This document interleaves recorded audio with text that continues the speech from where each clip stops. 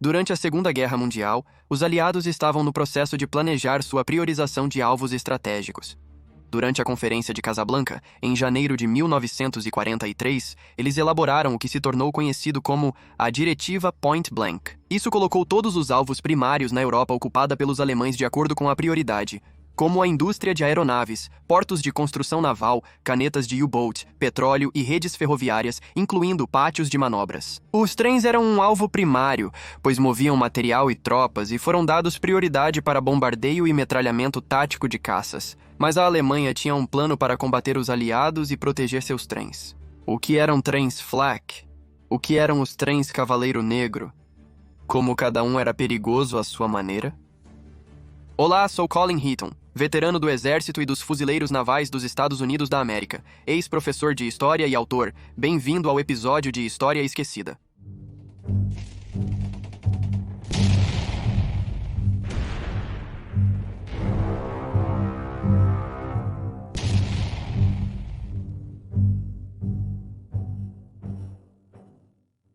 Antes dos combatentes americanos penetrarem no território alemão, alvos costeiros e próximos na França, Bélgica e Holanda eram alcançáveis. De agosto de 1942 até o fim da guerra, ferrovias, pátios de manobras e trens sempre foram alvos favoritos para pilotos de caça e bombardeiros. Os pilotos de caça aniquilaram grande parte do tráfego ferroviário alemão, sendo este um dos métodos táticos mais eficientes usados pelas forças aéreas do Exército dos Estados Unidos da América e pela Royal Air Force.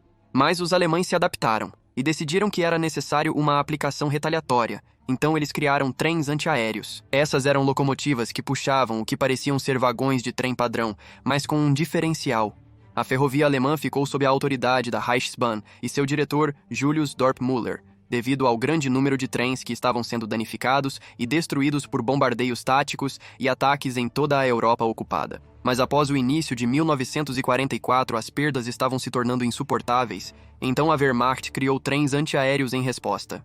As unidades antiaéreas alemãs foram organizadas desde o nível de divisão até as baterias antiaéreas, incluindo divisão antiaérea, regimento, batalhão. Era a bateria antiaérea individual que seria designada para um trem individual, e todas as unidades antiaéreas estavam sob o Ministério do Ar, mas subordinadas ao diretor do Reichsbund até 1944. Foi quando o Reichsmarschall Hermann Göring assumiu essa autoridade para reforçar as defesas da linha Kammhuber. A linha Kammhuber, desenvolvida pelo Marechal de Campo Joseph Kammhuber para inclusão na estratégia de defesa doméstica alemã, incluía vários quilômetros de defesa antiaérea colocados em profundidade e estrategicamente localizados, que incluíam holofotes e vários locais de radar. Este plano defensivo foi criado para trabalhar em conjunto com a Força de Caças Noturnos Alemães, criada e comandada pelo coronel Wolfgang Falck durante toda a guerra, até que Kammhuber foi enviado para a Noruega para comandar a Luftflotte 5. Os trens eram um alvo favorito para missões de reconhecimento tático armado. Os pilotos de caça aliados achavam nos alvos bastante fáceis ao usar armas e foguetes. Como era um alvo primário, qualquer trem, sem falar em caminhões ou veículos que viajavam em estradas durante o dia, eram vulneráveis. Contudo, os alemães adaptaram-se à ameaça, alteraram suas táticas e tornaram o ataque aéreo a baixa altitude contra eles mais desafiador e perigoso rapidamente. No início, para proteger os suprimentos e tropas tão necessários transportados para a frente, a Wehrmacht começou a montar canhões planos a bordo de alguns dos vagões de trem para a defesa. Geralmente, a cada quarto ou quinto vagão de um longo trem haveria canhões antiaéreos. Mas isso foi alterado mais tarde, de modo que o vagão diretamente atrás da locomotiva e o último vagão também seriam vagões planos, com pelo menos mais um no centro, se não alguns outros, espaçados para fornecer um cenário de ainda mais poder de fogo e cobertura. Tanto as armas de bandeira de 20 mm quanto as de 37 mm se tornaram as armas padrão a bordo dos trens alemães devido ao seu alcance e capacidade de fogo rápido. Alguns trens também carregavam metralhadoras MG-42. Em trens que transportavam mercadorias de alto valor, como combustível, carvão, munição ou soldados, um carro de arma adicional seria colocado na frente da locomotiva também. A tática geral para os pilotos aliados era destruir a locomotiva primeiro, parando o trem. Então, os vagões restantes seriam então metralhados ou atingidos com bombas ou foguetes. Uma vez parado, atacar um trem na lateral com foguetes era preferido, pois isso proporcionava um alvo mais amplo com uma maior chance de cada foguete acertar o alvo. Então, a metralhadora com metralhadoras ou canhões normalmente seria feita correndo o comprimento do trem de frente para trás ou vice-versa para infligir o máximo de dano adicional possível. Muitos dos primeiros vagões antiaéreos eram de plataforma, expostos aos elementos, para campos de visão claros. Qualquer alerta de um caça inimigo permitiria às equipes de artilharia girar rapidamente suas armas e adquirir o alvo que se aproxima. Porém, os pilotos aliados se adaptaram, atacando primeiro os vagões de plataforma abertos com armas e depois desativavam a locomotiva após neutralizar o fogo defensivo. Mas, como se pode esperar, os alemães decidiram se adaptar e camuflar seus vagões de plataforma, instalando suas armas em vagões comuns com 4 paredes, mas sem teto. Estes se assemelhavam a transportadores de carvão, um bom alvo, mas com uma armadilha astuta. Esses vagões especiais podiam imediatamente baixar as laterais para expor as armas assim que aeronaves inimigas fossem detectadas. Alguns até tinham tetos removíveis que podiam ser abertos como uma caixa de papelão para aumentar o disfarce e aprimorar o método de emboscada. A proteção móvel antiaérea pegou os pilotos aliados de surpresa, e muitos pilotos americanos e britânicos se viram recebendo muito fogo terrestre enquanto atacavam, muitos sendo mortos ou capturados como resultado. Em 12 de março de 1945, por exemplo, o comandante do 404 Grupo de Caça 9ª Força Aérea, Coronel Leo Moon, teve um despertar rude quando tentou atacar com foguetes e metralhar 2 trens. Como ele disse, eu primeiro vi um trem com vários vagões e disparei meus 4 foguetes nele, danificando a locomotiva e incendiando 2 vagões-tanque. Então eu vi uma pluma de fumaça a alguma distância e disparei minhas armas na base dela. Quando me aproximei, vi que a fumaça estava saindo de um túnel curto e um trem estava saindo da outra extremidade. Então eu virei para fazer um ataque a ele. Vi uma pequena bola vermelha passar voando pela minha asa e me perguntei o que era aquilo. Logo descobri. Vi alguma fumaça saindo do meio do trem e achei estranho um trem soltar fumaça daquele lugar. De repente percebi que era fumaça de arma de um carro antiaéreo disparando contra mim. No entanto, eu já estava comprometido. Então rodei e pulverizei os carros e subi para a nebulosidade. O antiaéreo soava como granizo em telhado de lata ao acertar meu avião. Meu freio foi atingido e havia só um buraco na asa onde estava meu tubo de pitô. Moon teve sorte. Seu robusto P-47 Thunderbolt apenas sofreu alguns tiros de 20 mm na asa esquerda. Se uma equipe de artilharia mais experiente estivesse envolvida, sem um P-47 se aproximando deles, provavelmente teriam ajustado seu fogo e derrubado essa aeronave. A aeronave danificada foi reparada pelas equipes de terra do 404 Grupo de Caça e retornou ao ar rapidamente. Mas os alemães também tinham trens dedicados que eram nada mais que trens de flak, onde cada vagão transportava armas de flak e muitos carregavam o muito letal 88 mm que era devastador.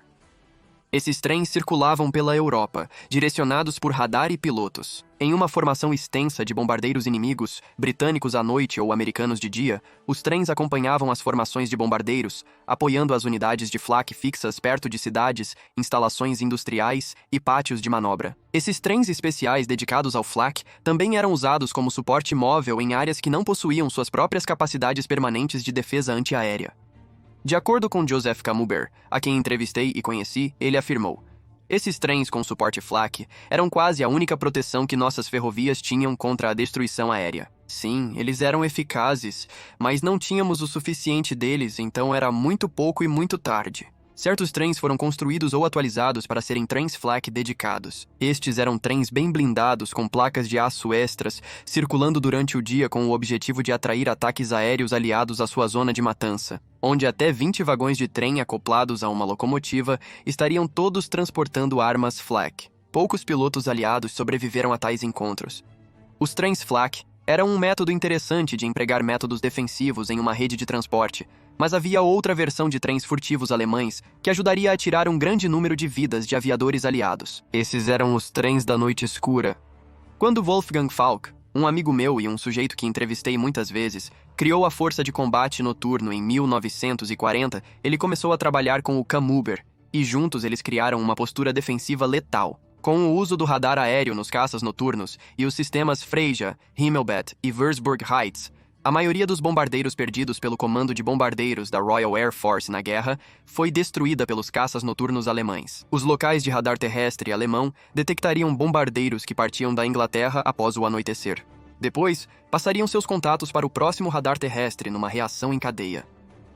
Enquanto isso, as unidades de caça noturno da Luftwaffe decolavam, seguindo as coordenadas dadas pelo rádio. Muitas vezes, seu primeiro indício seria ver as centenas de holofotes apontando para o céu escuro, na esperança de travarem um bombardeiro. Suas armas antiaéreas guiadas por radar de 88 mm e 105 mm lançariam seus projéteis na altitude pré-determinada. Os bombardeiros, rastreados por radares terrestres, frequentemente voavam além do alcance e entravam em lacunas entre diferentes locais de radar.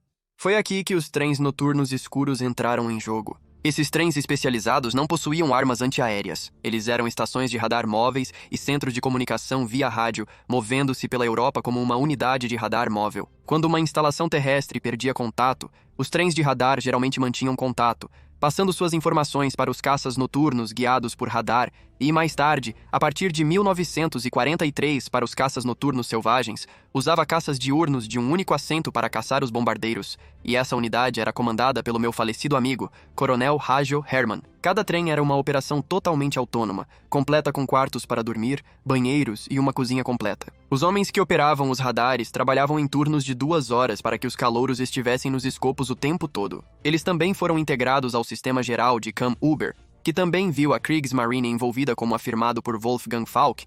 Ele disse que tínhamos um navio espião a vapor no Mar do Norte, repleto de todo o equipamento de radar e comunicações necessário, e funcionava como um sistema de alerta antecipado flutuante e plataforma de controle. Eu também trabalhei com a Deutsche Bahn, e tínhamos um trem especial equipado com vagões especiais, um continha equipamento de comunicação por rádio, um para os quartos de dormir do piloto, uma biblioteca e uma cozinha para preparar as refeições. Eu designei o Oberleutnant Heinrich Prinz Susanne Wittgenstein como o primeiro comandante do trem Cavaleiro das Trevas, e eles estavam operando inicialmente na Rússia. Eu emiti ordens especiais para outro trem como esse para o oeste, daí minha reunião com o coronel-general Wieszanek e o marechal de campo Erhard Milch. Eu tive que viajar do Mar Negro para a Finlândia, depois Noruega e através dos Balcãs. Essas inspeções também foram para olhar quaisquer lacunas na rede defensiva, e nós tínhamos bastante, para ser honesto. Hans Joachim Japs, as dos caças noturnos da Luftwaffe com 50 vitórias 28 à noite, afirmou em entrevista que os trens noturnos eram excelentes para nos ajudar a coordenar no ar. Frequentemente, as unidades terrestres perdiam contato com o radar, então tínhamos que voar até o último local conhecido ou prever a posição dos bombardeiros inimigos. Os trens frequentemente conseguiam preencher essas lacunas no radar e nos guiar para os fluxos de bombardeiros com ótimos resultados. As defesas noturnas de caça alemãs fariam as forças britânicas e da Commonwealth sofrerem um total de 73.741 baixas, incluindo feridos e mortos, com os britânicos sofrendo sozinhos. 38.462 mortes. O comando de bombardeiros da Commonwealth teve um total de 55.500 mortes. Os trens do Cavaleiro das Trevas eram apenas uma parte da linha de defesa aérea Cam-Uber. O general americano da Força Aérea, Curtis E. LeMay, até disse: o sistema de defesa Cam-Uber era definitivamente uma das maravilhas da guerra aérea na Europa. Grato por ver História Esquecida. Por favor, curta, inscreva-se e compartilhe. Envie nos comentários e ideias para programas, e nós retornaremos o mais rápido possível. Até a próxima. Obrigado.